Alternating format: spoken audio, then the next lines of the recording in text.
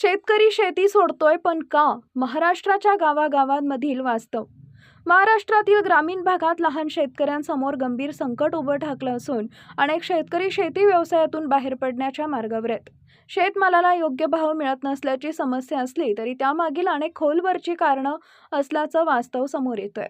लहान शेतकरी पीक घेण्यासाठी बँकेकडून कर्ज काढतो, बियाणे, खते, औषधं खरेदी करतो आणि मजुरीवर मोठा खर्च करतो. मात्र त्यानंतर त्याचं भवितव्य पूर्णपणे निसर्गावर अवलंबून राहते. पाऊस कमी झाला, अतिवृष्टी झाली, गारपीट झाली किंवा बाजारभाव कोसळला तर संपूर्ण हंगामाचं गणित बिघडते. ग्रामीण भागातील अनेक शेतकऱ्यांचं म्हणणं आहे की शेती हा व्यवसाय कमी आणि जोखमीचा व्यवहार अधिक झालाय. वाढते उत्पादन खर्च आणि अनिश्चित उत्पन्न यामुळे शेतकरी आर्थिक अडचणीत सापडत आहे.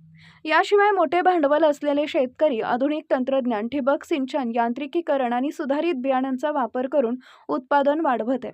मात्र 2 ते 3 एकर जमीन असलेल्या लहान शेतकऱ्यांना अशा सुविधा परवडत नसल्यानं त्यांची स्पर्धात्मकता कमी होतीये. परिणामी अनेक शिक्षित तरुण शेतीकडे पाठ फिरवत असून कारखाने, खासगी कंपन्या आणि शहरांमध्ये नोकरीचा पर्याय स्वीकारत आहेत. अनेक ठिकाणी शेती पडून राहत असल्याचे किंवा इतरांना कसण्यासाठी दिली जात असल्याचं चित्र आहे. कर्जमाफीच्या योजना जाहीर होऊन काही प्रमाणात दिलासा मिळत असला तरी त्यानंतर नव्यानं कर्ज मिळवताना अनेक शेतकऱ्यांना अडचणींचा सामना करावा लागत असल्याची तक्रार आहे.